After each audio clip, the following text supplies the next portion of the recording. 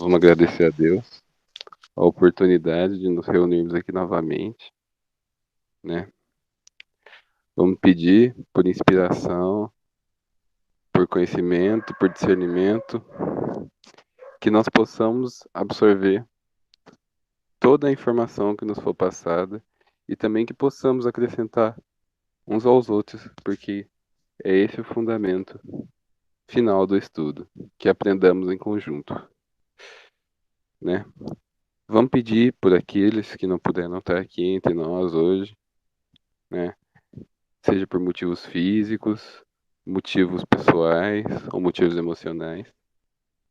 E vamos agradecer mais uma vez pelo conhecimento, pela possibilidade de estarmos aqui reunidos.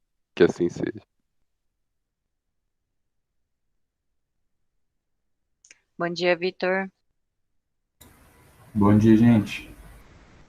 Bom dia, Vitor. O Adolfo, ele não ia conseguir participar hoje, então você que vai explicar tudo, tá, Vitor? Vamos todo mundo Graças junto. a Deus você entrou. Nossa, peraí que tá vindo um solzão na minha cara. Eu vou compartilhar aqui o relatório do estudo anterior, dia 12, né? Cadê? No dia 6. Tô abrindo aqui, já compartilho.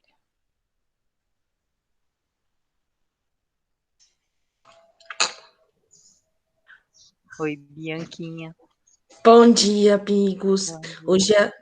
Hoje a internet e a tecnologia não colaboraram comigo. Faz 10 Graças a minutos que Deus eu tô vocês ligando. entraram. Hoje o Adolfo não vem.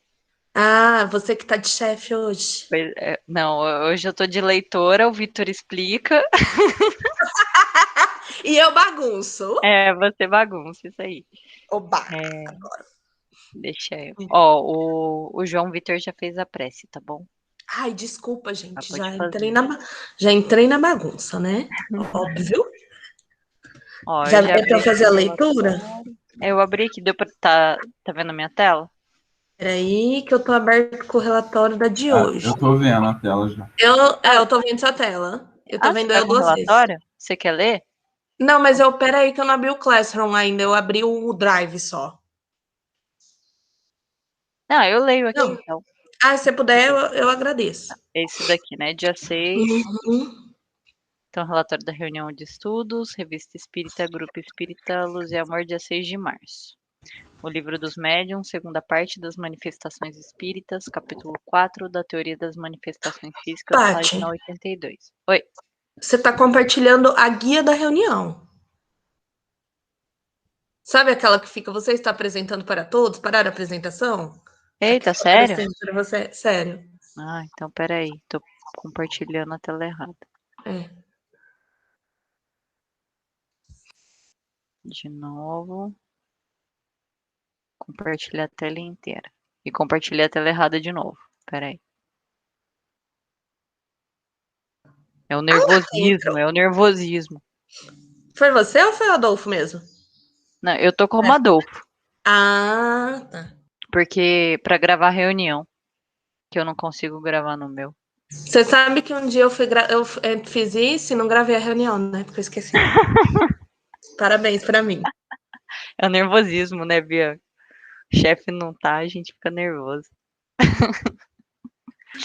Agora Deu certo apareceu agora. certo? Beleza. Perfeito.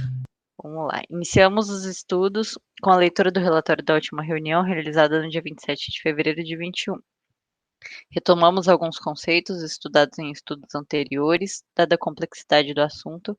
Assim, comentou-se que os minerais são seres inorgânicos, por isso não têm vitalidade e inteligência. As plantas são seres orgânicos que não têm inteligência, mas são dotadas de vitalidade, princípio vital. Os animais são seres animados pensantes, dotados de vitalidade, princípio vital. E tendo mais um princípio inteligente, espírito com E minúsculo. Ou seja, a história do princípio inteligente começa com os animais e posteriormente o homem, quando o princípio inteligente é individualizado, transformando-se em espírito com E maiúsculo. a respeito dos elementos gerais do universo. Deus, nosso Pai e Criador, criou todos os elementos gerais do universo: o princípio material, ou fluido cósmico universal, e o princípio inteligente, ou espírito com E minúsculo. Portanto, o princípio inteligente não é uma variação do fluido cósmico universal. A mediunidade de efeito físico não é uma comunicação inteligente, que passa pelo intelecto. Ela produz um efeito material, podendo o espírito utilizar o princípio vital do médium, sem o médium saber. Neste caso, nem sempre o médium é consciente que está doando fluido. Pode o espírito atuar sem o concurso de um médium? Pode atuar à revelia do médium. Isso quer dizer que muitas pessoas, sem que o suspeitem, servem de auxiliares aos espíritos. O espírito é a causa de uma comunicação mediúnica e o fluido é um instrumento pela qual ele se comunica. É comum na reunião mediúnica que o espírito escolher um determinado médium para se comunicar, preferencialmente aquele em que seu fluido vital se harmonize com o fluido perispirítico do espírito, ou seja, que tenha mais afinidade fluídica, material. Acho que tá claro, né? Tá falando da Trindade Universal, né? Do princípio, da matéria, Deus e princípio vital, né? É isso? Já tá. Não, matéria, Deus e Princípio espírito, né? inteligente. Matéria, Espírito. Deus e espírito, que aí o fluido vital vem do fluido cósmico universal, que faz parte da matéria, certo? E o espírito tem um princípio inteligente, que é quando começa a ser individualizado. Então, no mineral e no vegetal, a gente não tem isso. Acho que foi isso, né? E que aí Perfeito. falando da comunicação mediúnica, do efeito físico, que ele pode ocorrer sem um médium, sem ele saber. É isso, né? Sem ele saber, mas também Pode, sem o médium, né? Não, nunca sem um médium. A Pode acontecer manifestação física? Isso. Sempre é necessário o fluido do médium, o fluido magnético dele. Aí ocorre um processo de imiscuir o fluido do espírito com o do médium para que ocorra a manifestação. Mas isso pode acontecer a revelia do médium. Então, às vezes, a pessoa se presta de médium, mas não faz nem ideia de que o espírito está servindo do fluido dela para realizar a manifestação. É sempre necessário um médium, mas não é necessário que ele esteja consciente da manifestação, que ele faz parte dela, pelo menos. Tá, tipo, todos os fenômenos, por exemplo, de escrita direta, tem que ter um médium mais inconsciente. Perfeito. Beleza. Esse exemplo aí é maravilhoso, exatamente. A escrita Obrigada. direta é onde o espírito trabalha diretamente com a matéria, mas ele utiliza do fluido do médium, sem o médium saber. Beleza. Pode passar então para o livro, né? Então a gente continua de manifestações físicas, a gente está no item 20. As pessoas qualificadas de elétricas podem ser consideradas médiums? Eu nem sabia que tinha essa qualificação. Essas pessoas. Pode falar. Eu não sei na época, mas eu já ouvi, tipo, que nem avós ou pessoas de mais idade falando assim, ai, fulano é elétrico e, tipo assim, no sentido que tem uma agitação, mas uma percepção. Eu não sei, mas eu já ouvi, não sei se é no mesmo sentido por causa da época, mas eu já ouvi esse tipo de coisa. Eu não sei, Eu sabia. acho que nessa pergunta ele está falando como se fosse dos magnetizadores, se eu não me engano. Porque lendo a resposta vai ser a coisa que mais vai fazer sentido aqui para nós. Mas eu também não tenho certeza. Vamos ver. Essas pessoas tiram de si mesmas o fluido necessário à produção do fenômeno e podem operar sem o concurso de outros espíritos. Então é isso mesmo, Vitor. Não são, portanto, médiums, no sentido que se atribui a essa palavra, mas também pode dar-se que um espírito as assista e se aproveite de suas disposições naturais. Nota: sucede com essa pessoa o que ocorre com os sonâmbulos, que podem operar com ou sem o concurso de espíritos estranhos. Veja-se no capítulo dos médiuns, artigo relativo aos médiuns sonambúlicos. Acho que é isso, então, né? Vitor, pode explicar.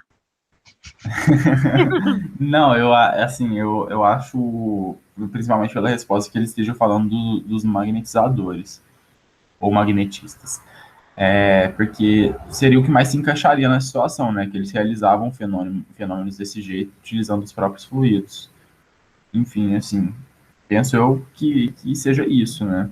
Inclusive, se eu não me engano, tem uma vaga lembrança de que Kardec se utiliza desse termo para tratar os magnetizadores ou para classificá-los em outras partes de sua obra, mas eu não tenho certeza. A Bianca mandou alguma coisa aí, vamos ver.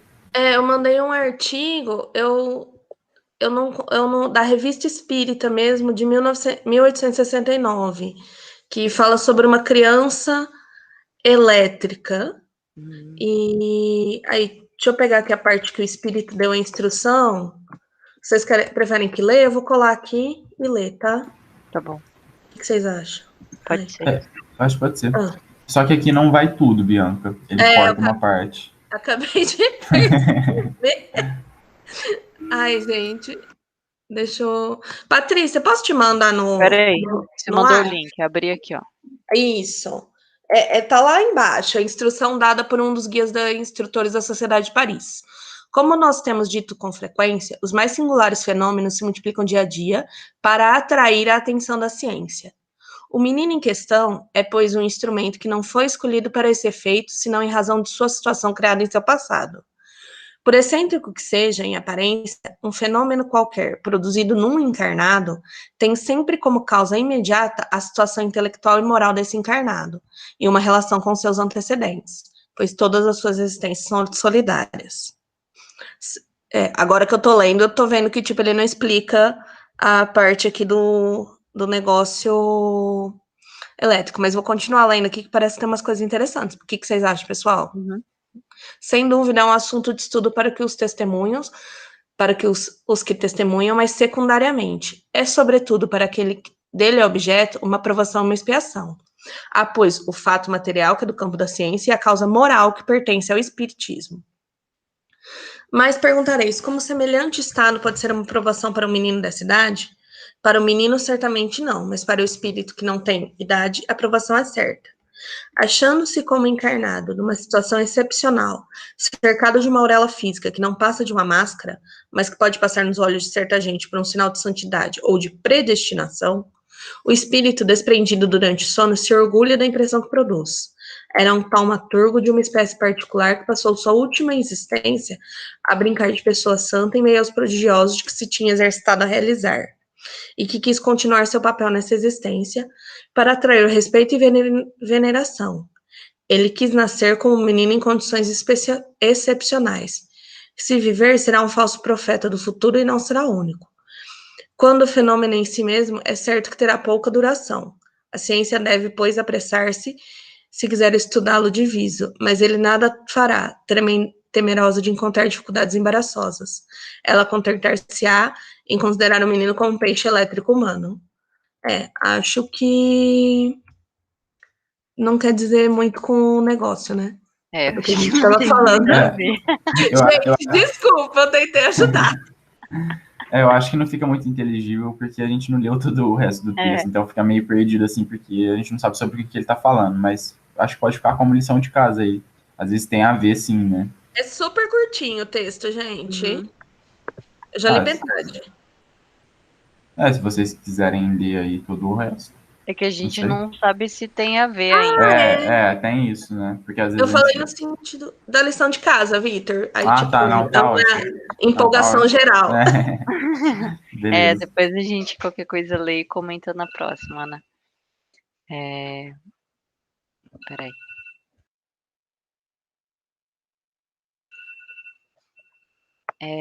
Vamos lá, 21, então. O espírito que atua sobre os corpos sólidos para movê-los se coloca na substância mesma dos corpos ou fora dela? Então, vamos entender a pergunta. O espírito que atua sobre os corpos sólidos. Ah, tá. Que aí de efeito físico, para mover, para saber se coloca na substância mesma ou se está do lado de fora, né? Ou se Então, tipo, entra dentro do objeto. É isso, né? Pergunta. eu entendi que pode ser que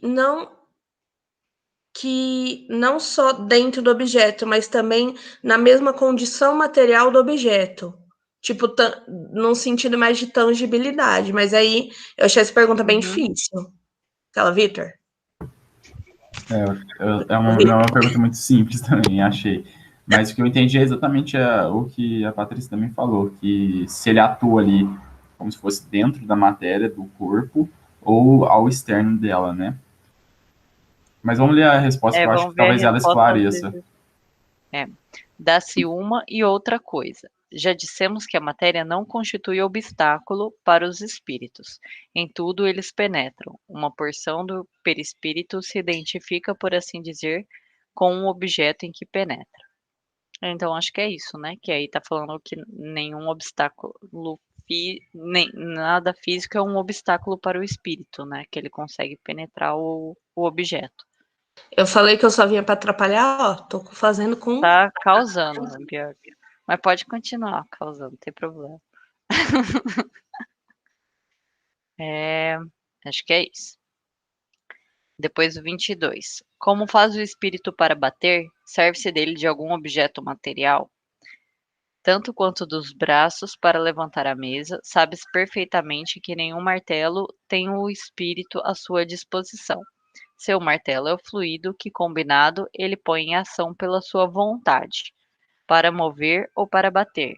Quando move um objeto, a luz vos dá percepção do movimento. Quando bate, o ar vos traz o som. Então, aqui está falando que ele não precisa de ter nenhum objeto, nem... Do mesmo modo que eu gostei dessa passagem que falou que ele não pega o braço para levantar a mesa, porque a gente já estudou isso em outro artigo, né? Então, isso que eu tava pensando. Eu falei, parece que a gente já falou disso, mas era justamente do braço, né? Que a gente tinha falado. Que só a Bianca vai usar o braço quando for espírito. Ai, gente, deixa eu Não usar é? meu braço, ele é tão Não, bonitinho. eu tô falando isso porque aí foi quando eu lembrei, né? Não, eu sei, eu lembrei que eu falei. Que ainda na minha cabeça eu não preciso de imagens. Não é? Então, Mas é interessante isso, porque a pergunta de Kardec é uma coisa que vem muito na cabeça do iniciante espírita. Então, a gente pensa normalmente isso, né? Que o espírito vai pegar, levantar a mesa igual a gente levanta. Só que não ocorre porque ele não necessita fazer dessa maneira. Então, a forma que os fenômenos ocorrem é de outra maneira, não é como a nossa. E é interessante porque é uma desmistificação, né? De certa maneira, de um imaginário popular, de como isso poderia ocorrer. Mas, na verdade, ocorre de uma maneira bem simples também, e muitas vezes até o espírito acha que ele está levantando a mesa, dependendo do grau de evolução. Se for um espírito de uma evolução ainda muito pouca, ele vai pensar muitas vezes de que ele está levantando com as mãos o objeto, ou que ele que está batendo para fazer esse barulho, mas na verdade é só o fluido dele. então eu ia perguntar se, tipo, se o espírito for bem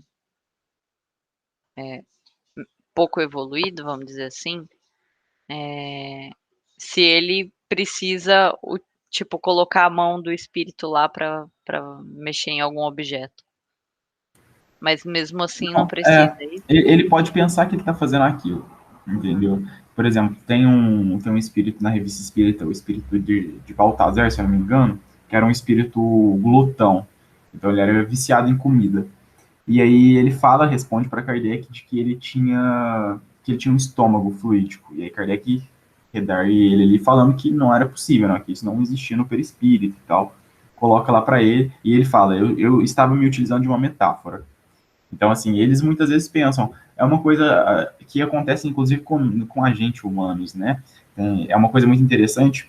Por exemplo, Aristóteles, ele fala em uma de suas obras, Metafísica, um dos assuntos que ele disserta é sobre isso, quando ele está falando sobre sabedoria, sobre conhecimento, e ele introduz trazendo a partir das sensações, que é como nós conhecemos as coisas, então nós temos contatos com as coisas, e adquirimos conhecimento através da experiência. Então, o que é a experiência? É a consequência, não. É a repetição de fenômenos semelhantes que nos traz a experiência. Então, eu passar por diversas situações semelhantes faz com que eu conheça alguma coisa. Então, por exemplo, se uma vez eu relei numa panela quente e queimei meu braço, eu não vou fazer aquilo de novo. Eu sei que aquilo vai me machucar. Então, eu crio uma experiência com as situações. Isso é experiência. E o conhecimento começa a se formar dessa maneira. E a partir da experiência surge o que a gente chama de ciência, né? Ou Aristóteles chama de technos, em grego, que significa o arte ou ciência para nós, que é exatamente isso, a técnica, a experiência que entende o que está acontecendo. Eu estou falando isso só para falar sobre a técnica, porque a técnica ela é diferente do experiente. Porque a gente pode ter esses dois tipos, e os dois são conhecimentos interessantíssimos. Por exemplo, a nossa avó pode ser uma experiente, conhece, mas ela conhece o quê, mas não conhece o porquê daquilo. Então, por exemplo, às vezes a nossa avó, ela sabe que se ela pegar a batata e picar a batata em vários pedaços pequenos, a batata vai cozinhar mais rápido. Mas se você for conversar com um químico, ele sabe a mesma coisa. Só tem uma diferença. Ele é um técnico no assunto. Ele entende o porquê aquilo acontece. Então, ele vai explicar para você que quanto mais superfície de contato há no alimento ou no objeto que está fervendo, mais rápido ele vai cozinhar. Ou, por exemplo, quando a gente coloca sal numa água, a gente sabe que aquilo vai fazer com que também ocorra um processo de cozimento mais rápido. E se eu conversar com um químico, ele também vai te explicar que é porque o ponto de ebulição da água fica maior do que o comum devido ao sal. Então, assim, são conhecimentos técnicos que surgem a partir do desenvolvimento do espírito, que começa a entender. E não é diferente no plano espiritual. Então, os espíritos, eles entendem as coisas, muitas vezes eles presenciam os fenômenos, mas não entendem o porquê daquilo. Eles conhecem o quê, eles sabem como faz, mas eles não sabem o motivo, o porquê. E é basicamente o que ocorre com a gente também. Então, o espírito pode muito bem fazer um fenômeno de manifestação física. Inclusive, os fenômenos de manifestação física são característicos de espíritos imperfeitos. Porque os espíritos puros, bons, não se dedicam a esses fenômenos. A gente não sei se a gente já estudou aqui sobre isso, mas enfim. Os espíritos puros é como se fosse ali o engenheiro e o pedreiro, né, entre aspas. Óbvio que é num sentido de comparação, né? Não tem nada a ver. O pedreiro pode ser muito mais evoluído que o engenheiro, mas é só num sentido técnico e ali mais braçal, que é uma analogia que o próprio Kardec coloca para nós, uma comparação. Enfim, mas é isso. A gente pode presenciar as coisas, mas não saber como funciona, mas entender ali a consequência que aquilo ocasiona. E a mesma coisa com os espíritos, não é diferente, né? Então, às vezes, o espírito acha que está usando a mão para mover algum objeto, mas não está. Mas ele acha pela experiência dele, seria isso? Exatamente. E por isso, Paty, é essencial a gente estudar Kardec e sempre ter um olhar de desconfiança para toda comunicação mediúnica. Porque, por exemplo, e por que a gente fala muitas vezes de André Luiz? Porque o André Luiz, ele era um espírito que estava no plano espiritual e ele presenciava as coisas com o olhar dele. É a mesma coisa, por exemplo, se alguém me perguntar sobre uma coisa que eu não gosto, por exemplo, vamos supor, eu não gosto de beisebol, e algum estranho que nunca ouviu falar de beisebol me manda uma carta e fala: Vitor, você poderia me descrever sobre o beisebol? O que você acha do beisebol? Como que funciona o beisebol? E aí eu vou escrever e vou falar: olha, eu não conheço o beisebol, eu não gosto, e vou dar minhas características sobre a visão que eu tenho sobre beisebol. Lembrando que esse estranho nunca viu beisebol, ele não tem nenhuma noção de beisebol. E se ele mandar para uma outra pessoa lá nos Estados Unidos, que é extremamente fã de beisebol, que assiste todos os jogos, ama beisebol, a pessoa vai dar uma descrição totalmente diferente para ele. Qual de nós estamos certos? Entendeu? Na verdade, são duas visões, mas a gente tem que entender o todo. E é exatamente o que acontece com Kardec quando ele faz o trabalho, né, de sistematização da doutrina, porque ele está lidando com uma coisa que ele não enxerga, que ele não visualiza, ele não consegue experimentá-la empiricamente, ou seja, ele não consegue ter contato através de sentidos com esse plano espiritual.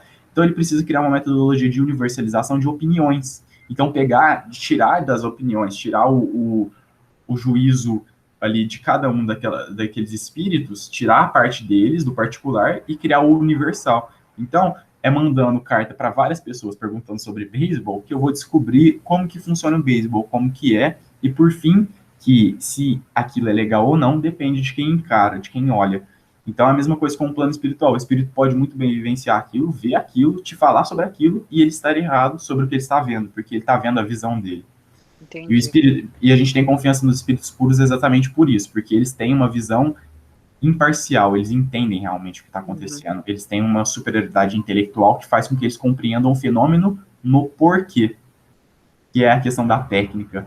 Então a gente confia porque a gente entende que ele sabe o porquê, diferentemente de muitos espíritos que entendem somente o quê. Então eles são espíritos experientes no sentido aristotélico da palavra, que conhecem o fenômeno, mas não conhecem como aquilo acontece. Então, por exemplo, é a mesma coisa da pessoa que fala, ó, toma um suco de maracujá que você vai acalmar. E se você conversar com uma pessoa que é técnica, ela vai te explicar o porquê que o suco de maracujá vai te acalmar. Que tem as propriedades que vão reagir ali no seu organismo e vão trazer para você, né, a sensação de calma, enfim, relaxamento e etc. Então, essa diferença. Por isso que é necessário a gente sempre ter o olhar de desconfiança sobre toda a comunicação mediúnica, independente do médium que ela vir, porque o espírito está trazendo a visão dele. Então, assim, pode ser o médium, o melhor médium possível moralmente falando, uma pessoa boa, ali, benevolente para com todos e etc. Mas não é culpa dele. O espírito, ele vai passar o que ele enxerga do mundo espiritual. E por isso é necessária essa universalização do conhecimento. Então, quando o André Luiz fala, por exemplo, sobre umbral, o que é esse umbral que Kardec nunca tratou? Então, o que é isso? Como que funciona isso? Como é que se forma esse lugar? São dúvidas que a gente não consegue ainda responder, né? E a gente não tem uma base, mas a gente tem somente a opinião dele. Então, se, por exemplo, um dia alguém te perguntar como é que é lá no mundo espiritual, Kardec nunca tratou disso na obra dele, em nenhum lugar, porque ele não teve nem tempo para tratar sobre isso, além de ser um assunto extremamente complexo. E o que a gente pode falar? Olha, tem um espírito que, através de Chico Xavier, se comunicou e deu a opinião dele, de como que funciona lá no plano espiritual, como que as coisas são e tal, mas é a opinião dele, até que se prove que é a verdade. Então, a gente tem que tratar dessa maneira toda obra que não seja de Kardec, porque essas obras elas ainda não estão chanceladas com a verdade, elas estão chanceladas com a opinião pessoal de cada um. Então, a gente tem que saber ter essa sobriedade de distinguir esses fenômenos, essas comunicações, porque senão a gente acaba colocando o que não é espiritismo dentro do espiritismo. E aí vira uma confusão toda, porque aí quem está dentro se perde, quem está iniciando não entende nada, e fica toda uma confusão, porque não está chancelado ainda com a verdade, como Kardec fez com toda a sua obra. Então, por isso que a gente tem que ter essa desconfiança sempre, né? Esse cuidado. Não, sabe o que eu lembrei também? Tipo, daquele monte de mensagem que a gente fica recebendo no WhatsApp falando assim, se você tomar tal coisa, você vai se curar do Covid, né? Aí eu acho que bate bem com o que você tá falando, porque assim, às vezes é uma pessoa que foi lá, tomou vinagre com não sei o quê, enquanto tava com Covid e sarou, mas não por causa do vinagre, mas a pessoa tá convicta que foi o vinagre que fez ela se curar, né? E aí ela começa a espalhar aquilo como se todo mundo que tivesse com Covid, se tomar vinagre, vai sarar. Eu acho que é mais ou menos isso. Exatamente. Então, é esse tipo de coisa que a gente tem que tomar muito cuidado, porque são opiniões muitas vezes, e às vezes nem são textos mediúnicos. Mas quando são textos mediúnicos, a gente tem que tomar muito, muito cuidado, porque tem vários deles que eles vêm, e pessoal, esses são os mais difíceis, Kardec sempre deixou isso claro. O perigo não é aquele espírito grotesco que dá uma mensagem extremamente grosseira, cheia de erros perceptíveis ao primeiro olhar. Esse não é o perigo, de maneira alguma. Esse todo mundo vai descartar, vai ver e falar, olha, isso vem de um espírito extremamente inferior. A gente não vai levar isso a sério. A gente pode até estudar a fim de entender como é que funciona, mas não de tratar isso como verdade, né? No sentido de que a opinião dele é verdadeira. Os mais perigosos são aqueles que se aparentam de bondade, aqueles que escrevem com uma linguagem benevolente.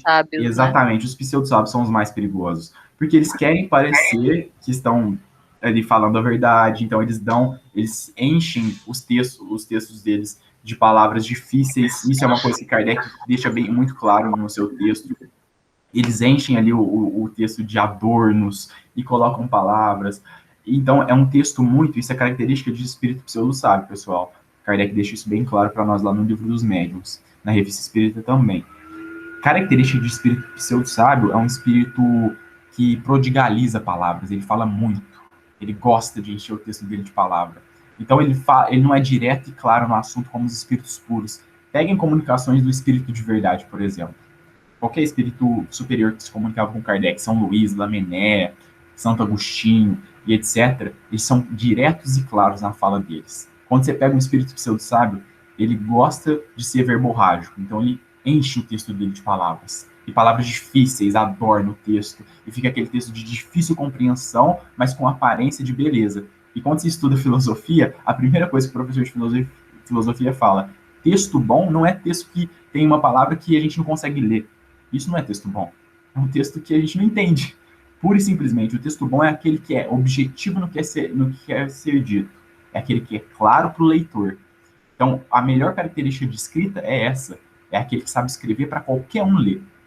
Aquele que enche o texto de palavra difícil, isso não é filosofia, isso não é superioridade intelectual. É só você escrevendo um vocabulário que ninguém fala. E ninguém vai entender. Então, as pessoas vão ter que ler seu texto com o dicionário do lado e muitas vezes vai ser um texto vazio. Então, assim, é uma coisa que a gente já descarta, por exemplo, quando se fala na leitura humana. E os espíritos pseudo-sábios enchem os textos de palavras ali desconhecidas e etc. Isso é um perigo, pessoal. Então, eles enchem aquilo lá para a gente não perceber o fundo. E eles trazem um tipo de mensagem apocalíptica, por assim dizer, de fim de tempo. É a última chance, é agora. Deus está mandando isso para que a gente possa mudar. Gente, a vida sempre foi assim, a gente sempre teve a oportunidade de mudar. Não é o nosso objetivo aqui, todo dia a oportunidade de mudar. Sem Covid ou sem Covid, uma pandemia é uma chance a mais, mas todo dia é a oportunidade de mudar. Todo dia a gente recebe alertas de mudança. A vida é assim, a gente estuda isso em Kardec, não é uma moral apocalíptica, vai surgir um vírus, vai descer dos céus, alguma coisa. Não, essas coisas acontecem. Desde sempre tiveram pandemias, doenças. Isso acontece e é mais uma oportunidade de mudança, mas não é a única.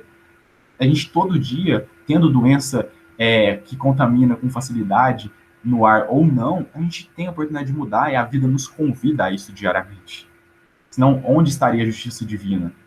Isso daí é só mais um alerta, um dentre vários. A diferença é que esse mexe mais com o nosso olhar, mas é que a gente não tem olhar perceptível para encarar aqueles que são mais minuciosos no dia a dia, que nos convidam diariamente. As situações da vida são um convite. Todas as nossas encarnações foram chances de mudança. Todos os dias são chances de mudança, são convites para mudança.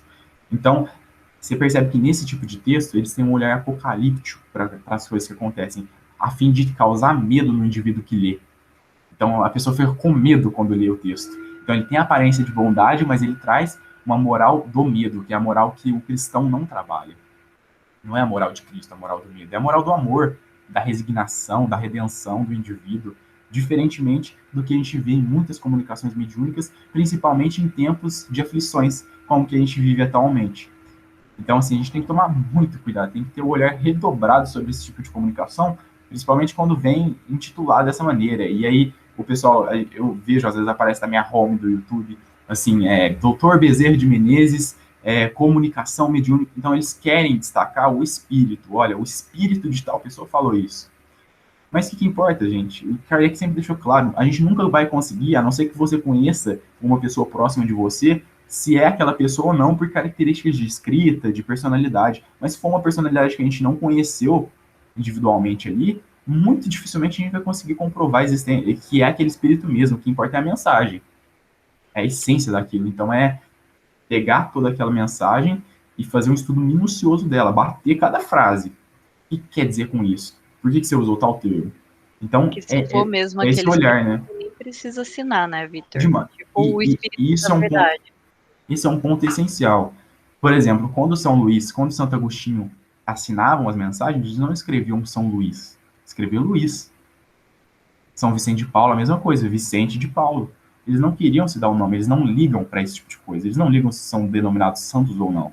Então, eles sempre assinavam, o Kardec deixa isso claro também, ele coloca na Revista Espírita de 1861 isso. Eles assinavam Luís, Vicente de Paulo, Agostinho, nunca com títulos, porque eles não se importam com isso. É característica de espírito bom, espírito puro.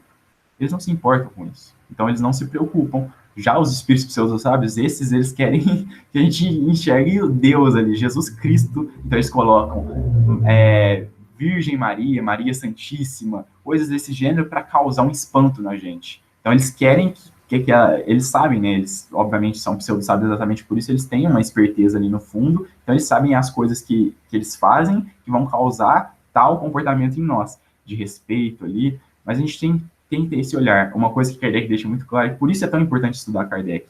Dentro do Livro dos Médiuns, é uma das coisas que ele mais fala. Espírito bom não tem medo de receber pergunta, de receber dúvida. Eles querem e nos estimulam a analisar os textos, a bater todos os textos e ver o que é isso, o que você está querendo dizer com isso. E se for preciso evocar o espírito que deu aquela comunicação para questionar ele. Os espíritos bons, eles não têm medo de responder perguntas, porque eles estão junto com a verdade. E quem está junto com a verdade não tem medo de perguntas, não tem medo de dúvidas. Eles querem, na verdade, o contrário, eles querem nos esclarecer. Se vocês têm dúvidas, perguntem que a gente vai esclarecer para vocês. É igual um bom professor. Aquele que não sabe o que está falando, ele tem medo de receber pergunta, porque ele não vai saber responder. Então ele quer que todo mundo creia no que ele está falando de primeira. Não duvidem, não questionem que eu não vou saber responder essas perguntas. O espírito bom que está com a verdade, com conhecimento, não, perguntem, eu vou esclarecer para vocês, eu entendo. Então podem perguntar. É diferente, ele não tem medo, ele não vai ficar bravo que a gente questionou ele. Na verdade, ele quer que a gente questione, porque é só questionando que a gente vai chegar na verdade. Então é o contrário, diferentemente do que acontece com os espíritos pseudo-sábios e diferentemente do que a gente tem hoje em dia, infelizmente, no inconsciente coletivo do espírita. A gente acha que questionar a mensagem mediúnica é não gostar do médium que psicografou ela e questionar a autoridade do espírito que está se comunicando. Quando, na verdade, o espírito bom não tem nada disso, e o bom médium também não se preocupa com isso, porque ele sabe que ele também é suscetível às falhas. Então, é exatamente tudo que Kardec não construiu que, infelizmente, a gente cultua hoje em dia. Então, por isso que é tão necessário a gente trazer Kardec de volta aos poucos, porque entendendo isso, muitas coisas que hoje em dia se construíram falsamente, ali com um pezinho de barro, vão cair quando Kardec se reestruturar fortemente aí com um conhecimento científico dentro da doutrina, que infelizmente se perdeu. É verdade. Muito bem colocado. Graças a Deus o Vitor tá aqui. Vamos lá, vou continuar. Item 23. Concebemos que seja assim quando o espírito bate num corpo duro, mas como pode fazer se ouçam ruídos ou sons articulados na massa instável do ar? Pois que é possível atuar sobre a matéria, tanto pode ele atuar sobre uma mesa como sobre o ar. Quanto aos sons articulados, pode imitá-los, como pode fazer com quaisquer outros ruídos. Porque o ar é uma matéria também, né? Faz parte da matéria, só que é uma matéria bem mais sutil. Então, tipo, do mesmo jeito que ele atua sobre uma matéria rígida, ele atua sobre uma outra matéria mais sutil. Acho que é isso, né? Pode ir para a próxima? Dizes Acho que que o espírito. É isso, né? Dizes que o sim. espírito não se serve das suas mãos para deslocar a mesa. De novo a Bianca aqui. Tá no mudo, Bianca. Eu só tô falando, poxa vida, só porque quando eu desencarnar eu vou lá abrir a porta, pegar. Vai. Entretanto, já se tem visto em certas manifestações visuais, aparecem mãos a dedilhar um teclado, a percutir as teclas e a tirar dali os sons. Neste caso, o movimento das teclas não se dá devido como parece à pressão dos dedos e não é também direta e real essa pressão quando se faz sentir sobre nós, quando as mãos que se exercem deixam marcas na pele? Eu acho que é o que o Vitor já tinha explicado antes, né? Esse é grande, vamos ler e depois a gente comenta. Não podeis compreender a natureza dos espíritos, nem a maneira por que atuam, senão mediante comparações, que de uma ou outra coisa apenas vos dão ideia incompleta. E errareis sempre que quiserdes assimilar aos vossos os processos de que eles usam. Estes, necessariamente, hão de corresponder à organização que lhes é própria. Já te não disse eu que o fluido do perispírito penetra a matéria e com ela se identifica, que a anima de uma vida factícia? Pois bem, quando o espírito põe os dedos sobre as teclas, realmente os põe e de fato as movimenta. Porém, não é por meio da força muscular que exerce a pressão. Ele os anima como faz com a mesa, e as teclas, obedecendo-lhes à vontade, se abaixam e tangem as cordas do piano. Posso? Pode. Desculpa. Porque que nem. Eu achei complexo isso, porque assim, ó, o fluido do perispírito penetra a matéria e com ela se identifica, que nem a gente falou. Só que o que movimenta, eu acho que a gente pode, não sei, aí se eu estiver errada, por favor, a gente pode fazer uma analogia. Do mesmo modo que a gente movimenta um músculo, não é um movimento. Pelo nosso pensamento, a gente manda um impulso elétrico para movimentar o músculo. A questão, o princípio inteligente manda um não sei o que para que não é um impulso elétrico, obviamente, que nem a Mas é da gente. vontade, né? É da vontade do espírito. Que aí faz a movimentação. Eu acho que é nesse sentido. Não sei o que vocês entenderam. Aquelas. Gente. Não, eu acho que é vontade também. A vontade, tipo assim, que a gente ainda não sabe definir exatamente como que se dá essa atuação do pensamento. Do mesmo, a gente já sabe definir na matéria como que se dá a atuação da nossa vontade mediante um impulso elétrico para o nosso corpo físico. Mas a gente ainda não sabe como que é dada essa vontade do espírito para fazer a animação do perispírito. Tipo, essa ligação. Aqui embaixo está explicando, Bianca. Vou terminar, aí depois o Vitor explica. Desculpa. Não, é porque eu comecei a ler aqui, mas eu acho que tá, ó. Ele as anima como faz com a mesa, e as teclas, obedecendo-lhes à vontade. As teclas se abaixam e tangem as cordas do piano. Em tudo isto, uma coisa ainda se dá, que difícil vos será compreender, é que alguns espíritos tão pouco adiantados se encontram em comparação com os espíritos elevados. Tão materiais se conservam e guardam as ilusões da vida terrena e as julgam obrar como quando tinham um corpo de carne. Não percebem a verdadeira causa dos efeitos que produzem, mais do que um camponês compreende a teoria dos sons que articula. Perguntar-lhes como é que tocam um piano, e vos responderão que batendo com os dedos nas teclas, porque julgam ser assim que o fazem. O efeito se produz instintivamente neles, sem que saibam como, se bem lhes resulte da ação da vontade. O mesmo ocorre quando se exprimem por palavras. Nota. Desta explicação decorre que os espíritos podem produzir todos os efeitos que nós outros homens produzimos, mas por meios apropriados à sua organização. Algumas forças que lhes são próprias substituem os músculos que precisamos para atuar, da mesma maneira que para um mudo o gesto substitui a palavra que lhe falta. Esse daqui, Bianca, a hora que você caiu, o Vitor estava explicando bem isso. Aí, Vitor, se puder só dar um resumão, mas eu acho que é bem aquilo que você estava falando, né?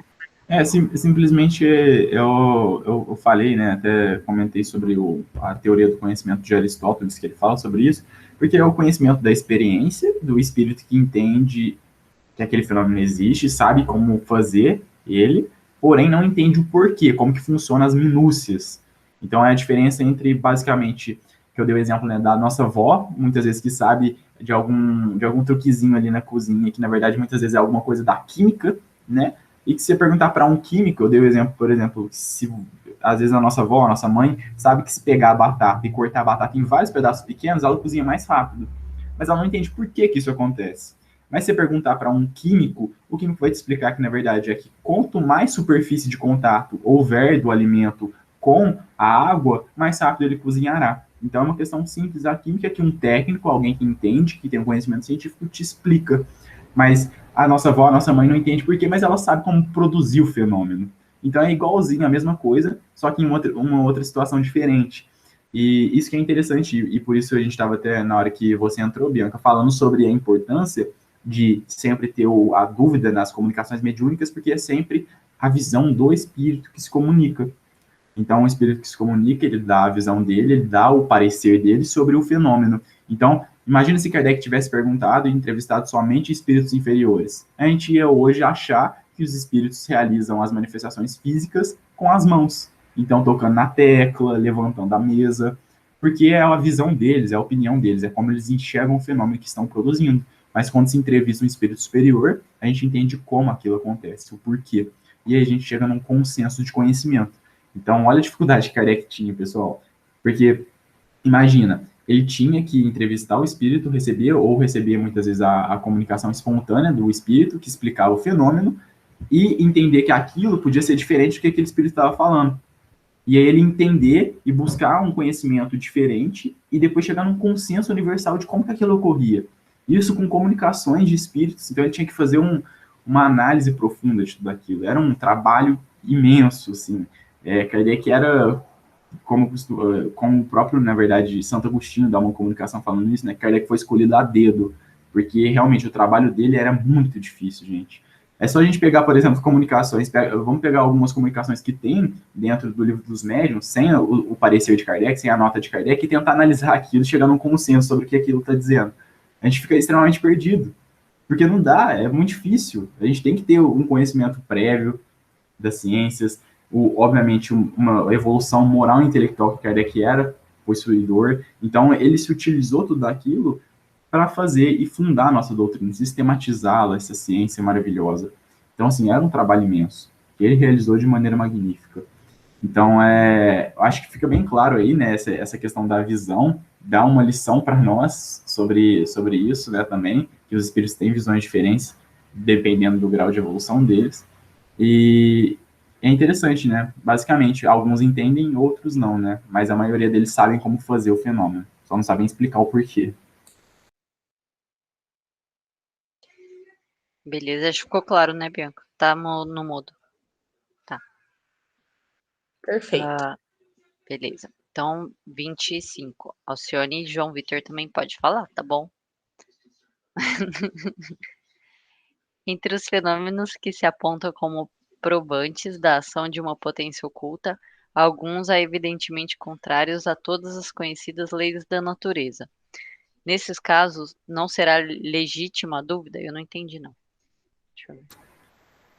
É que ele está perguntando, por exemplo, o elevar de uma mesa não estaria contrariando a lei da gravidade, por exemplo? Tá. Entendeu? Entendi. Então, Entendi. com as leis físicas já postas, tem alguns fenômenos que não estão contrariando elas. Entendi. Por exemplo, esse exemplo que eu dei. Tá. É que o homem está longe de conhecer todas as leis da natureza. Se as conhece todas, seria espírito superior. Cada dia que se passa, desmente os que, supondo tudo saberem, pretendem impor limites à natureza, sem que por isso, entretanto, se tornem menos orgulhosos, desvendando-lhes incessantemente novos mistérios. Deus adverte ao homem de que deve desconfiar de suas próprias luzes, porquanto o dia virá que a ciência do mais sábio será confundida. Não tendes todos os dias sob os olhos exemplos de corpos animados de um movimento que domina a força da gravitação? Uma pedra atirada para o ar não sobrepuja momentaneamente aquela força?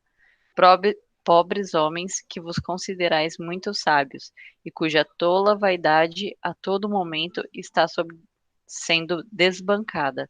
Ficais sabendo que ainda sois muito pequeninos. Que legal, eu gostei desse exemplo da pedra, né? Porque realmente, se você for ver a pedra, a lei da gravidade traz ela para baixo, mas se eu jogar tem um impulso. Então, tipo, tem a força que eu utilizo para jogar ela para cima, que ultrapassa essa lei da gravidade, né? Exatamente. Um exemplo para nós, uma lição, na verdade, de humildade, né? E ainda nos falta muito, principalmente no quesito intelectual. Então, o homem, ele ainda se acha muito sábio. E eu acho muito interessante que o Sócrates, na obra de Platão, o diálogo de Platão, chamada Apologia de Sócrates, onde Sócrates faz a sua defesa perante a Assembleia Grega, e uma das coisas que ele fala é sobre a missão dele na Terra. porque uma vez um de seus amigos, o Querefonte, vai até Delfos, lá na Grécia, onde tinha um oráculo, que nada mais era do que uma médium, que era a Pitonisa, e para os gregos, né, a Pitonisa era colocada pelo deus Apolo, então ela respondia às dúvidas dos homens. E esse amigo dele, o Querefonte, questiona a Pitonisa se o Sócrates era o homem mais sábio que existia. E aí ela responde que sim, ele era o mais sábio e não havia nenhum outro homem mais sábio do que Sócrates. E aí esse amigo de Sócrates conta para ele, né, obviamente, e o Sócrates fica encabulado com aquela resposta. Como assim? Eu que sou tão ignorante, sou o homem mais sábio dentre todos esses homens? E aí que começa a vida de Sócrates. Tudo que a gente conhece de Sócrates começa a partir disso, dessa dúvida que surge na cabeça dele. Porque o que ele resolve fazer? Ele pensou, se eu sou o homem mais sábio, se a Pitonisa diz que eu sou o homem mais sábio, eu quero descobrir isso, se é verdade ou não. Então eu vou investigar isso. E como que ele faz isso? Ele vai atrás dos homens ditos mais sábios que existiam na Grécia. Então, por exemplo, ele começa pelos políticos, ele vai até os políticos e começa a questioná-los. Dúvidas simples, questionando eles, e aí que surge toda a metodologia socrática, da maiêutica e da ironia também, enfim. E ele começa a questionar esses homens. E aí, quando ele questiona os políticos, ele vê que, na verdade, aqueles políticos não sabiam muita coisa. Eles achavam saber, mas não sabiam. Então, eles tinham a prepotência da sabedoria, mas não possuíam a sabedoria. E aí, ele chega à conclusão sobre os políticos. Não, realmente, nesse sentido, eu sou mais sábio que eles. Por quê? Porque eu tenho consciência da minha ignorância. Quando eles não, eles têm a prepotência da sabedoria. Então, realmente, eu sou mais sábio porque eu sei da minha ignorância e eles não. E aí ele resolve ir até os poetas. Então, quando ele vai até os poetas, ele descobre que, na verdade, os poetas muitas vezes escreviam inspirados, e não por razão própria. Então, que, na verdade, eles não tinham muita parte no que eles faziam. Eram médiums, basicamente, né? E ele fala, não, realmente, eu sou mais sábio que eles porque eu sei alguma coisa. Alguma coisa eu sei. E aí, por fim, ele vai até os artesãos, e questiona os artesãos. E aí ele percebe que, na verdade, os artesãos sabiam sobre o que eles faziam. Então, eles eram sábios no trabalho deles, no artesanato. Porém, eles eram prepotentes e achavam que o saber deles no artesanato fazia com que eles tivessem sabedoria em todas as outras áreas do conhecimento. Então, eles tinham prepotência em todas as outras áreas. E, nesse sentido, realmente, Sócrates era o mais sábio deles. E aí ele chega à conclusão, que é que o que Deus Apolo quis mostrar para os homens, falando que Sócrates era o homem mais sábio, era que, na verdade, a sabedoria humana era ínfima, era pequenina, mínima, comparada com a sabedoria dos deuses.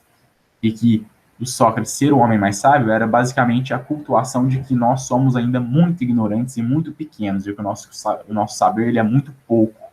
Então, o homem mais sábio realmente era aquele que tinha mais consciência da própria ignorância, porque ele sabia que ele sabia muito pouco, comparado ao que se existe para conhecer. Então, acho que essa é uma lição basicamente de humildade, né, para a gente entender que a nossa sabedoria, o nosso conhecimento é muito pouco. A gente sabe muito pouco das coisas e a extensão do universo já deveria dar isso para nós, né? Essa consciência. Porém, a gente ainda se perde muito, né, na vida humana e quer achar que a gente sabe muita coisa, quando na verdade a gente não sabe. Que legal. Gostei disso. Mostra bem mesmo a humildade dele, né? Porque ele poderia simplesmente ter aceitado e falar, eu sou o mais inteligente de todos. E pronto, e fica aí. Realmente. Aí mostra que ele seria igual a todo mundo. Exatamente. E tá aí, né? Uma característica de um espírito superior. Então, assim, ele é interessante porque ele chega na conclusão, ele ainda questiona na própria obra, no diálogo, ele questiona, seria preferível que eu fosse como eles, né? Que tivesse a consciência do meu saber em algumas áreas, mas fosse prepotente na minha ignorância, ou consciente da minha ignorância e consciente do meu pouco saber. Ele conclui que ele preferiria ficar como ele é, que era melhor daquela maneira, porque ele tinha consciência, né? E daí surge, né, a célebre frase que a gente sempre repete, né? Só sei que nada sei, porque ele tinha consciência da própria ignorância. E é uma coisa que muitas vezes a gente não tem, né? Então a gente quer opinar em todos os assuntos do mundo. Então vem um assunto que a gente faz a menor ideia, nunca ouvi falar, mas a gente quer opinar. Então esse é o perigo da nossa prepotência, do nosso orgulho.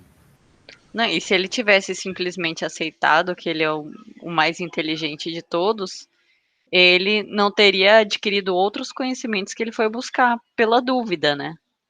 Justamente pela dúvida, por não acreditar que ele era o mais inteligente. Exatamente. Então, é uma grande lição mesmo, assim. Sócrates é um grande exemplo para nós. E eu lembrei agora de uma outra coisa também que o pessoal fala assim: ah, só acredito vendo. Mas, tipo, nem tudo que você vê é aquilo que realmente parece, né? Igual que tá falando, tipo, não é porque a pedra tá caindo que ela não pode subir de uma outra forma, igual, tipo, quando você tá usando os efeitos físicos, né? Tipo, que ela não pode levantar sozinha por causa de uma outra força que a gente não tem esse conhecimento ainda, né? Então, nem tudo que você vê É, é o que realmente parece. e é muito interessante, o próprio Cristo, né, Jesus falava isso, né, que é feliz daquele, bem-aventurado aqueles que creem sem ter visto. Porque, por exemplo, o Tomé, que era o discípulo, ele, quando Jesus aparece, né, para os discípulos, ele fica descrente daquela aparição. Então, mesmo vendo, ele não cria que Jesus estava ali. E aí Jesus fala, né, feliz daquele que crê sem ver. O próprio Kardec replica isso dentro de sua obra, porque ele fala que os melhores, muitas vezes os melhores adeptos são aqueles que creem na existência dos espíritos sem nem ter visto nenhuma manifestação mediúnica, que eles entendem.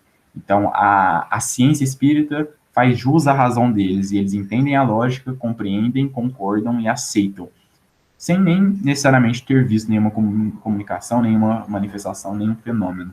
Então, muitas vezes, esses são os melhores adeptos, porque a gente, né, se vê muito e vê nas pessoas, né, a curiosidade de ver o fenômeno. A gente sabe que, o próprio Kardec deixa isso claro, que muitas vezes se a pessoa presenciar o fenômeno sem entender como que ele ocorre, ela vai sair de lá mais descrente do que ela entrou. Porque ela não entende o que está acontecendo ali, ela não tem o conhecimento do fenômeno. E isso dificulta a crença dela.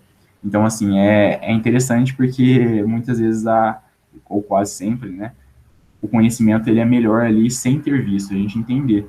Então é fantástico. Tem até um pequeno artigo de um acadêmico brasileiro, um físico, que é espírita, que ele escreve sobre isso, sobre a ciência espírita, e ele faz como se fosse um diálogo, assim, de alguém questionando ele se ele já tinha visto um átomo na vida, e aí ele responde, né, que ele conhecia as causas, as consequências do átomo e etc.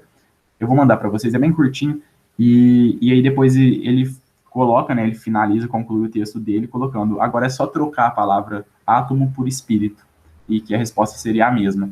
Então a gente conhece as consequências, a gente vê tudo o que acontece, enfim. E não é porque eu nunca vi ali a olho nu que não existe.